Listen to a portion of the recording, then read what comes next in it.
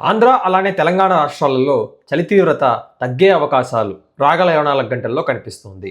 తెలంగాణ రాష్ట్రంలోని చాలా భాగాల్లో అలానే కోస్తాంధ్ర జిల్లాలతో పాటుగా ఉత్తర కోస్తాంధ్ర జిల్లాల్లోని కొన్ని భాగాలలో చలి తీవ్రత గణనీయంగా తగ్గుముఖం పడి తెల్లవారుజామున మనకు ఎండల తీవ్రత పెరిగే అవకాశాలు 100% కనిపిస్తుంది. ఏంటి ఎండలు అని అంటే మనకు ప్రస్తుతానికి దక్షిణ భారతదేశం నుంచి పైకి అలా మనకు ఎండల తీవ్రత అనేది పెరుగుతుంది జనరల్గా.